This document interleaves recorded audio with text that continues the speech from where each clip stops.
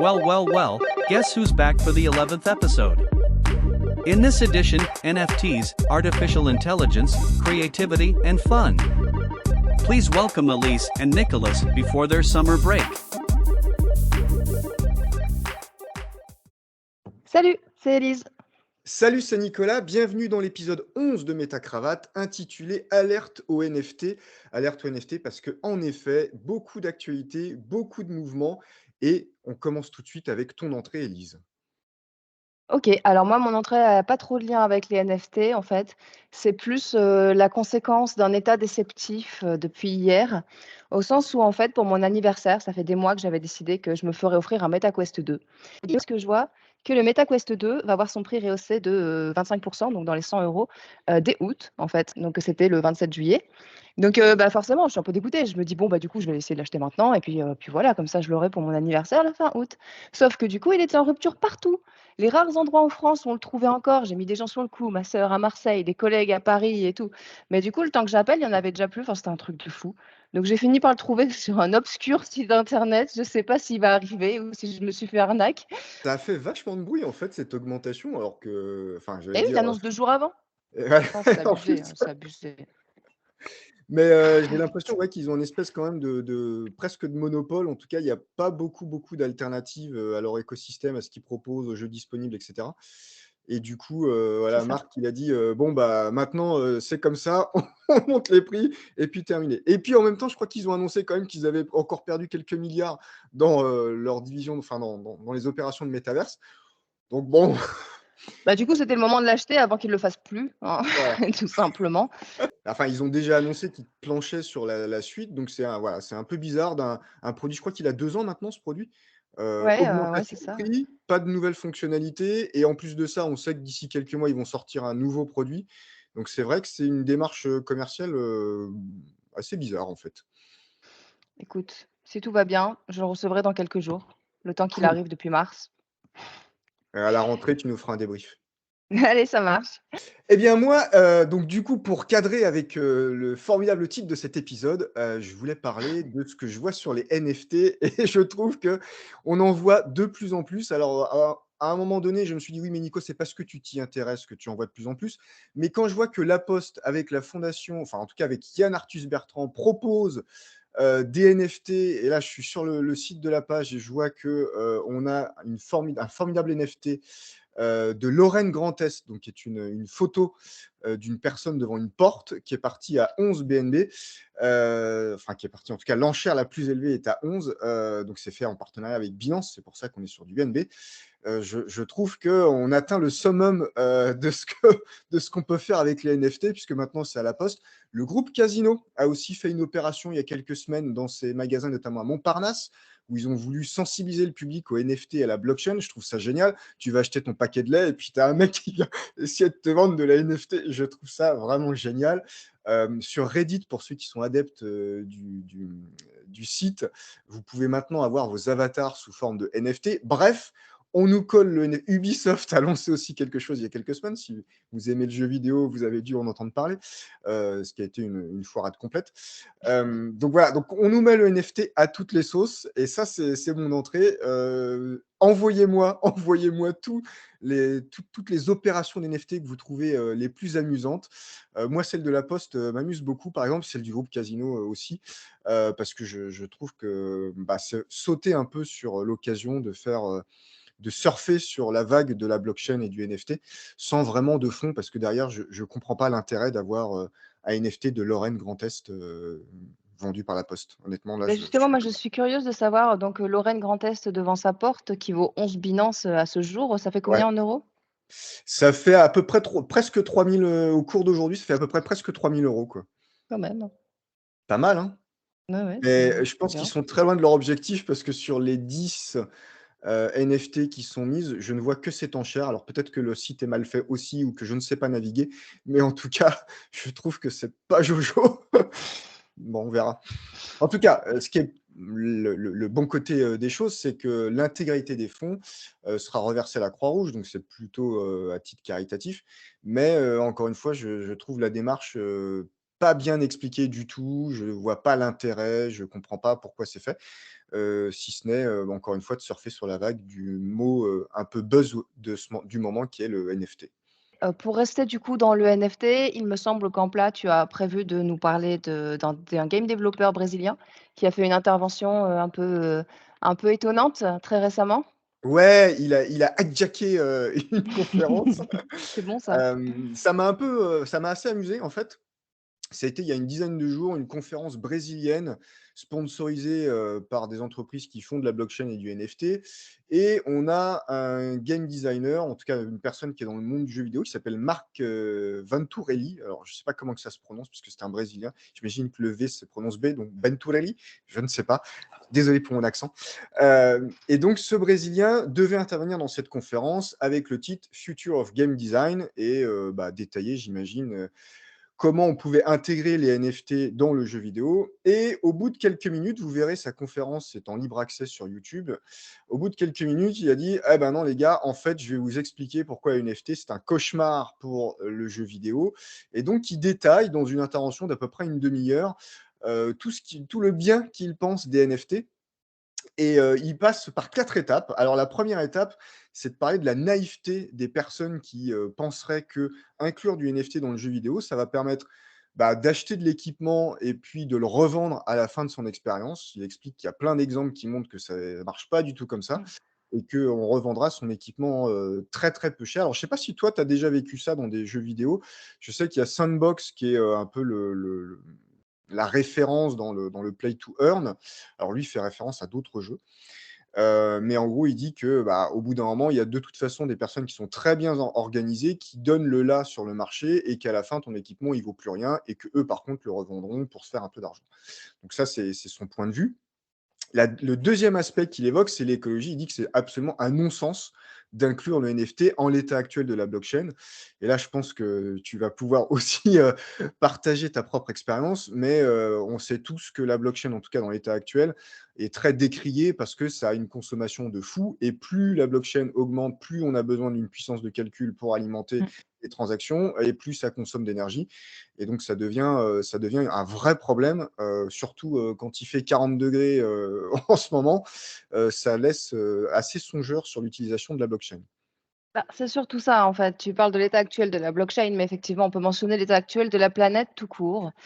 Parce que pour ce qui est du mining et du minting de NFT, c'est une véritable aberration écologique. Donc c'est assez intéressant de voir comment ça va se passer là avec les pénuries annoncées, les coupures et cetera.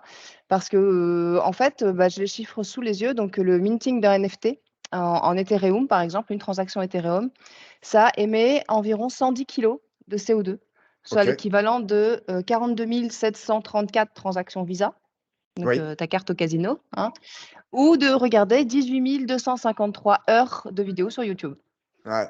pour Sur les un tran NFT.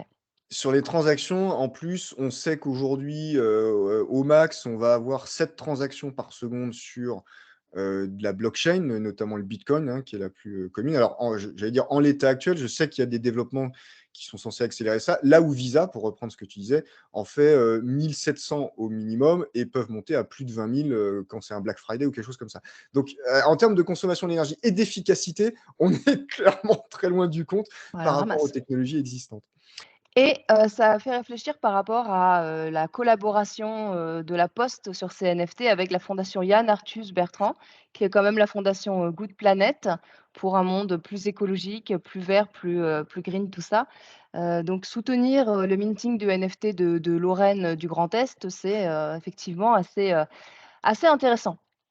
Je suis pas sûr qu'il ait bien compris, en fait, comment ça fonctionnait à la fin, mais effectivement, c'est là où on voit qu'il y a peut-être une méconnaissance des mécaniques, techniques, qui Mmh. sont impliquées dans le NFT.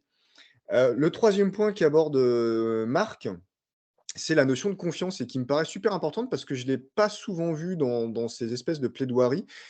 Qui est l'idée que, la blockchain, la promesse, c'est d'avoir finalement un fonctionnement décentralisé, donc ce qui est à mon sens aujourd'hui pas forcément le cas. Mais peu importe, prenons l'état de l'art. Et ce fonctionnement décentralisé, c'est de dire bah, je fais confiance à personne et on va tous collaborer pour avoir la même base de données et pouvoir vérifier à n'importe quel moment. Et il dit est-ce qu'on a envie de vivre dans un monde où en fait on ne fait confiance à personne et à rien et à chaque fois on veut recompter tous les objets qu'on a, on veut être sûr qu'ils soient bien dans leur case, etc.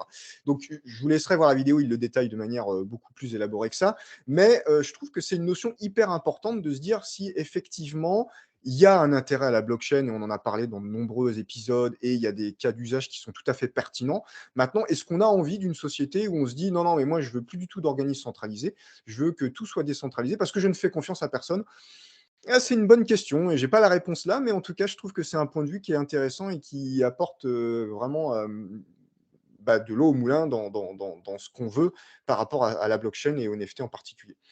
Et enfin, le dernier point, qu'il évoque, c'est qu'il faut se battre contre tous ces acteurs qui proposent de la NFT. Alors quand il dit se battre, en tout cas, c'est ne pas leur laisser le champ libre. Il y en a qui sont tout à fait légitimes et je pense qu'il y a des projets de NFT qui valent le coup d'être suivis et qui sont intéressants. Mais pour autant, et c'est pour ça d'ailleurs qu'il avait changé au dernier moment l'intitulé de son intervention, c'est qu'il savait que sinon il allait être censuré et qu'il n'allait pas pouvoir le faire, mais il a dit je ne pouvais pas faire comme si de rien n'était et laisser croire que le NFT allait être la panacée pour le jeu vidéo. Donc, je me devais d'intervenir et bah, de prendre le contre-pied de ce qui se passait pendant cette conférence. Donc, il dit ne laissons pas leur place, donnons des contre-arguments, expliquons aussi par l'expérience ce qu'on vit nous dans le jeu vidéo. Donc là, il prend vraiment son cas particulier. Et donc, je trouvais ça intéressant, ces 4 points qui développent. Encore une fois, la vidéo a duré une demi-heure, donc ça se voit assez vite. C'est en brésilien, en portugais, donc je n'ai absolument rien compris, mais fort heureusement, la vie est bien faite. On a plein de sous-titres qui permettent en anglais, du coup, de suivre l'intervention. Alors j'espère que c'est bien traduit, mais je fais confiance aux algorithmes, moi, tu sais. Donc voilà, une belle intervention que je vous recommande de suivre.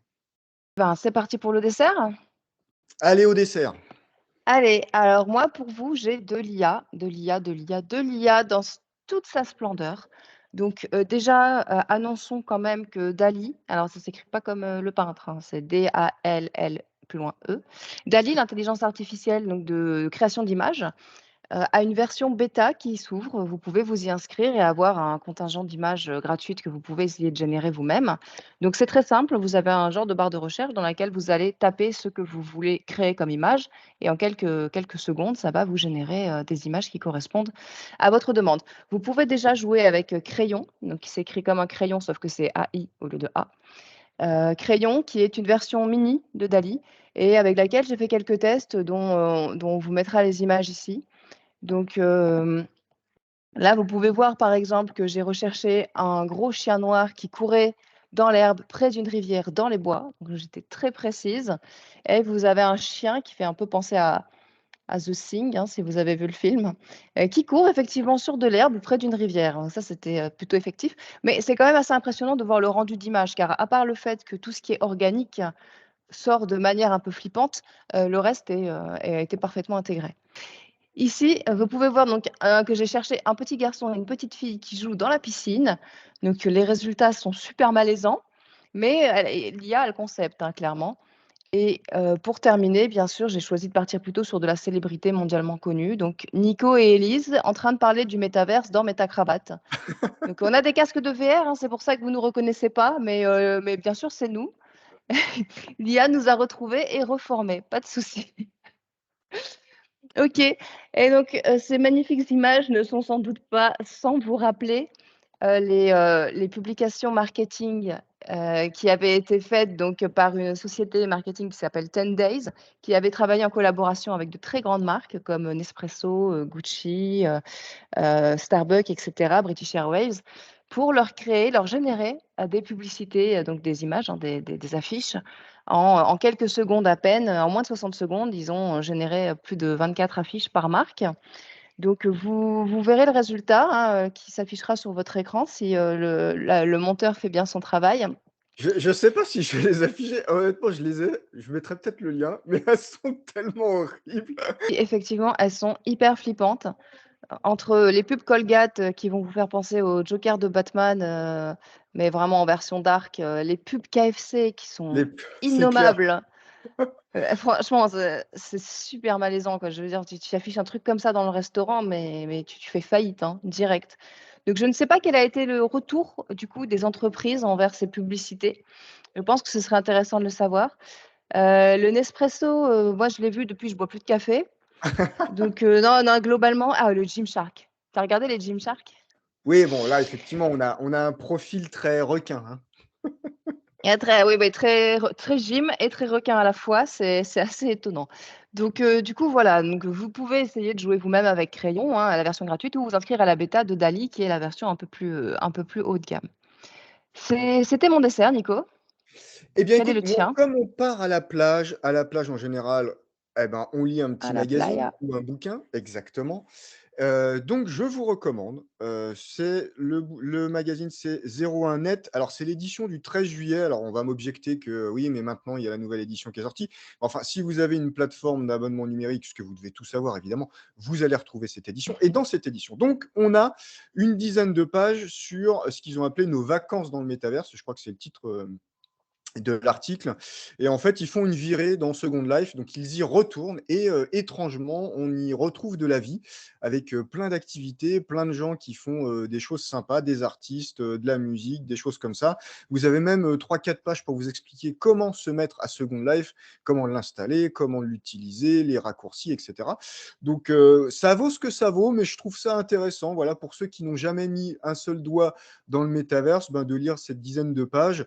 Ça vous fait un peu voyager, ça vous explique un petit peu ce qu'on pourrait faire ou ce qu'on peut faire déjà dans le métaverse, qui on peut rencontrer, ce qu'il faut ne pas faire du tout aussi, et puis, bah, éventuellement de vous mettre le pied à l'étrier en vous accompagnant dans, l'utilisation de Second Life. Donc ça, c'est ma recommandation. C'était pour la plage, le magazine 01 Net. Très bien, nous arrivons maintenant à la fin de cet épisode. C'est la fin. Merci à tous pour, bah, ces derniers mois puisqu'on en est au 11e épisode, c'est, grâce à vous. Et on va se faire un petit break. On se retrouvera, début septembre. On ne sait pas encore exactement quand, mais on aura un 12e épisode début septembre avec tout ce qui s'est passé pendant l'été. Je suis sûr qu'il se passera plein de trucs et qu'on aura plein de nouvelles choses à raconter. Il y a des chances, ouais. OK.